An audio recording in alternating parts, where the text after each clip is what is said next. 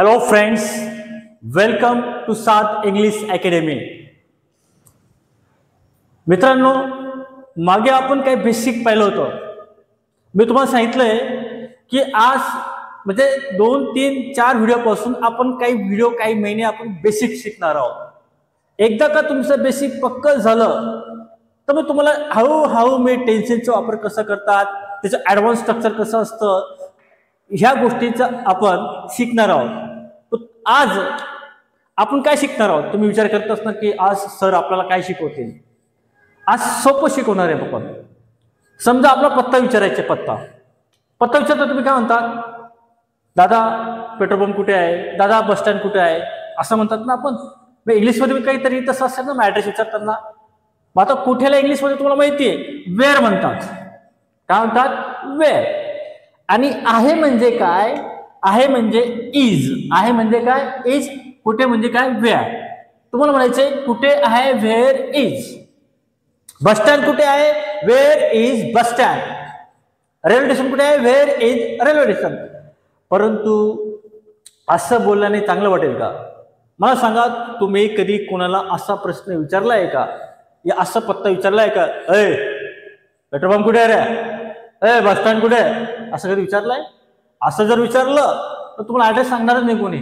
तुम्ही विचारताना कधी नंबर पण विचारता. जसं कसं म्हणतात, भाऊ दादा बस स्टँड कुठे आहे, कृपया सांगणार का तुम्ही, असं जर विचारलं तर तो तुम्हाला तो सांगेल तर हा तिकडे जातो.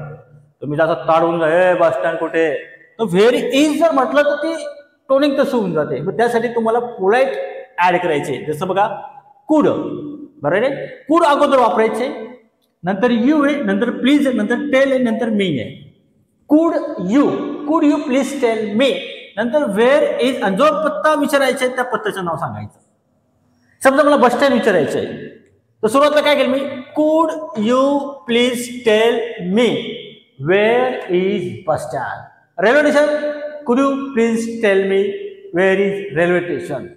तुमच्या एरियाचा पत्ता असेल, समजा तुम्हाला विचारायचे Ganesh colony, could you please tell me where is Ganesh colony.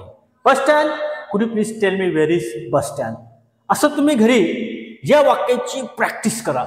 आणि एका वाक्याला जितकं जास्त बोलणार तेवढं तुम्हाला प्रॅक्टिस करताना तुमचा जो आवाज आहे तो परफेक्ट आणि क्लिअर यायला लागून जाईल. मी काय करू, आपण 2 विद्यार्थ्यांनाही तर उभं करतो की ते एकमेकांचा डायलॉग बोलतील.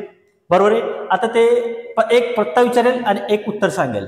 ओके बेटा, या इकडं तुम्ही बघा. आता हे 2 विद्यार्थी आहेत, याला जायचं बस स्टँडला. हा उभा आहे, फक्त कुठेतरी उभा असेल हा मुलगा. बरोबर आहे.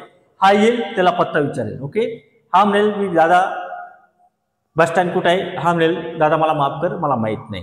हे थोडंसं टॉकिंग एक बोलायचं आहे तर कशा पद्धतीने बोलेल. बरोबर आहे. आता बघा, हा हे पकडतो ना मी, मध्ये पकडायचं एकदम. पहिले तुम्ही बोला तर स्टार्ट करायचा. 1, 2, 3 start. Excuse me, sir. Yes.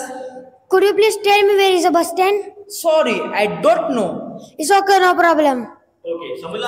आता समजा तुम्हाला गणेश कॉलनी विचारायची किंवा पेट्रोल पंप विचारायचे. काय विचारायचे? Petrol pump. तर मग पेट्रोल पंपच्या कसं बोलणार ते बोलायचं. Okay, 1, 2 start. Excuse me, sir. Yes. Could you please tell me where is the petrol pump? Sorry, I don't know.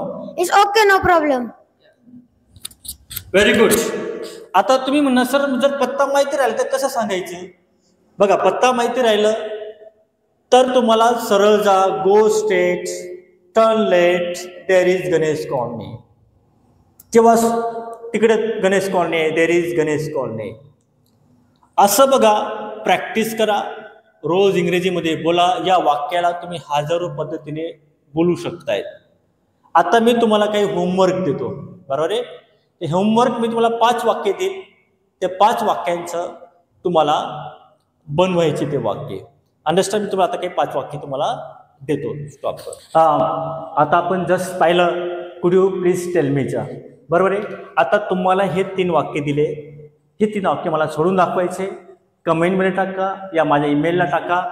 जसं आता कृपया तुम्ही सांगाल का नाशिक रोड कुठे आहे. मी तुम्हाला बोललोय नाशिक रोड कुठे आहे, तुम्हाला काय वापरायचं आहे, मी तुम्हाला त्या ठिकाणी पेट्रोल पंप कुठे आहे आणि पुणे कुठे आहे हे तुम्हाला इंग्लिशमध्ये करायचं आहे, ते बी पोलाइटली.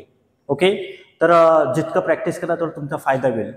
तर हा व्हिडिओ तुम्हाला जर आवडला तर लाईक करा, शेअर करा आणि कमेंटसुद्धा करा. आणि सर्वात महत्त्वाची गोष्ट, फक्त व्हिडिओला सबस्क्राईब करू नका, जे बेल आयकॉन आहे त्याला क्लिक करा, म्हणजे जे नोटिफिकेशन येईल ते नोटिफिकेशन तुम्हाला सर्वात अगोदर येऊन जाईल.